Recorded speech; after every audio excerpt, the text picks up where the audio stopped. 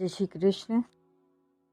अनन्यचेतः सततं यो मां स्मरति नित्यशः तस्याहं सुलभः पार्थ नित्ययुक्तस्य योगिनः। अध्याय 8 श्लोक 14। व्याख्या। 7वें अध्याय के 30वें श्लोक में जो सगुण साकार परमात्मा का वर्णन हुआ था उसी को यहाँ 14वें, 15वें और 16वें श्लोक में विस्तार से कहा गया है।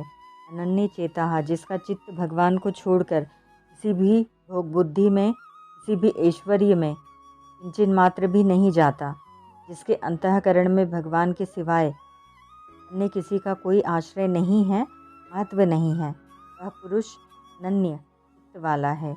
जैसे तीव्रता स्त्री का पति का ही व्रत नियम रहता है, पति के सिवाय उसके मन में अन्य किसी भी पुरुष का रागपूर्वक चिंतन कभी होता ही नहीं। शिष्य गुरु के और पुत्र माँ बाप के परायण रहता है, उनका दूसरा कोई इष्ट नहीं होता। इसी तरह से भक्त भगवान के ही परायण रहता है। यहाँ अनन्य चेता सगुण उपासना करने वाले का वाचक है। सगुण उपासना में विष्णु, राम, कृष्ण, शिव, शक्ति, गणेश, सूर्य आदि जो भगवान के स्वरूप हैं, उनमें से जो जिस स्वरूप की उपासना करता है उसी स्वरूप का चिंतन हो, परंतु दूसरे स्वरूपों को अपने इष्ट से अलग न माने और अपने आप को भी अपने इष्ट के सिवाय और किसी का न माने, तो उसका अन्य की तरफ मन नहीं जाता। तात्पर्य यह हुआ कि मैं केवल भगवान का हूँ और भगवान ही मेरे हैं, मेरा और कोई नहीं है तथा मैं और किसी का नहीं हूँ। ऐसा भाव होने से वह अनन्य चेता हो जाता है। सततम यो माम स्मरति नित्यशः। सततम का अर्थ होता है निरंतर, अर्थात जब से नींद खुले तब से लेकर गाढ़ नींद आने तक जो मेरा स्मरण करता है। और नित्यशः का अर्थ होता है सदा, अर्थात इस बात को जिस दिन से पकड़ा उस दिन से लेकर मृत्यु तक जो मेरा स्मरण करता है। स्याहम सुलभः पार्थ नित्य युक्त से योगिनः। ऐसे नित्य युक्त योगी के लिए मैं सुलभ हूँ। यहाँ नित्य युक्त पद चित्त के द्वारा निरंतर चिंतन करने वाले का वाचक नहीं है, प्रत्युत श्रद्धा प्रेम पूर्वक निष्काम भाव से खुद भगवान में लगने वाले का वाचक है। जैसे कोई ब्राह्मण अपने ब्राह्मण पने में स्थित रहता है कि मैं ब्राह्मण हूँ, क्षत्रिय हूँ, वैश्य हूँ आदि नहीं हूँ, वह अपने ब्राह्मण पने को याद करे या न करे, उसके ब्राह्मण पने में कोई फर्क नहीं पड़ता। ऐसे ही मैं भगवान का हूँ और भगवान मेरे हैं। इस नित्य संबंध में दृढ़ रहने वाला ही नित्य युक्त है। ऐसे नित्य युक्त योगी को भगवान सुगमता से मिल जाते हैं। भगवान के सिवाय शरीर, इंद्रियां, प्राण, मन, बुद्धि अपने नहीं हैं, केवल भगवान ही अपने हैं। ऐसा दृढ़ता से मानने पर भगवान सुलभ हो जाते हैं, परंतु शरीर आदि को अपना मानते रहने से भगवान सुलभ नहीं होते। भगवान के साथ अपनी भिन्नता तथा संसार के साथ अपनी एकता कभी हुई नहीं, होगी नहीं, हो सकती भी नहीं। इस रीति से भगवान की, मनुष्य की भगवान के साथ स्वतः स्वाभाविक अभिन्नता है और संसार के साथ स्वतः स्वाभाविक भिन्नता है, परंतु भूल के कारण मनुष्य अपने को भगवान से और भगवान को अपने से अलग मान लेता है तथा अपने को शरीर का तथा शरीर को अपना मान लेता है। इस विपरीत धारणा के कारण ही यह मनुष्य जन्म मरण के चक्र में फंसा रहता है। जब यह विपरीत धारणा सर्वथा मिट जाती है तब भगवान स्वतः सुलभ हो जाते हैं। 8वें से 13वें श्लोक तक सगुण निराकार और निर्गुण निराकार का स्मरण बताया गया। इन दोनों स्मरणों में प्राणायाम की मुख्यता रहती है, जिसको सिद्ध करना कठिन है। अंतकाल जैसी विकट अवस्था में भी प्राणायाम के बल से प्राणों को भ्रुवों के मध्य में स्थापित कर सके अथवा मूर्धा दशम द्वार में लगा सके, ऐसा प्राणों पर अधिकार रहने की आवश्यकता है। परंतु भगवान के स्मरण में यह कठिनता नहीं है, क्योंकि यहाँ प्राणों का ख्याल नहीं है। यहाँ तो भगवान के साथ साधक का स्वयं का अनादिकाल से स्वतः सिद्ध संबंध है। संबंध में इंद्रियां, मन, बुद्धि, प्राण आदि की भी जरूरत नहीं है।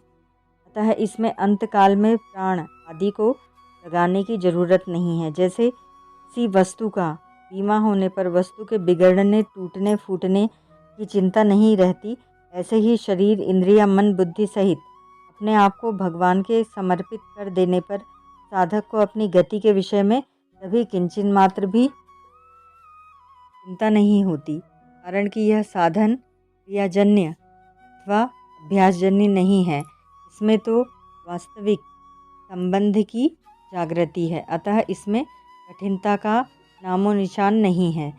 इसी से भगवान ने अपने आप को सुलभ बताया है। विशिष्ट भाव। अनन्य चेता भक्त की दृष्टि में एक परमात्मा के सिवाय अन्य की सत्ता न होने से उसका मन अन्य जगह कैसे जाएगा, क्यों जाएगा, कहाँ जाएगा। इसीलिए वह स्वतः अनन्य चित्त वाला हो जाता है। सततम यो माम स्मरति नित्यशः। एक करना होता है, एक होना होता है। जो करते हैं वह क्रिया है और जो अपने आप होता है वह स्मरण है। जैसे गीता के अंत में अर्जुन ने कहा, स्मृतिर्लब्धा 18:72। वह स्मृति क्रिया नहीं है, प्रत्युत भगवान के साथ अपने नित्य संबंध की स्वतः होने वाली स्मृति है। भगवान के स्मरण में खास हेतु अपने में अपनापन है। भगवान ही मेरे हैं और मेरे लिए हैं। इस प्रकार भगवान में अपनापन होने से स्वतः भगवान में प्रेम होता है, और जिसमें प्रेम होता है उसका स्मरण अपने आप और नित्य निरंतर होता है। इसीलिए भगवान ने 7वें अध्याय के आरंभ में मैया सक्त मनाहा से अपने में आसक्ति अर्थात प्रेम होने की बात कही है।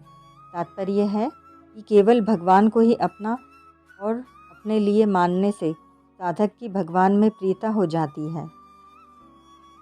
भगवान में प्रियता होने के बाद फिर भगवान का स्मरण स्वतः होता है। नित्य युक्तस्य, नित्य निरंतर भगवान के साथ जुड़ा हुआ होने से भक्त को नित्य युक्त कहा गया है। 7वें अध्याय के 17वें श्लोक में ईशाम ज्ञानी नित्य युक्तः पदों से भी यही बात कही गई है।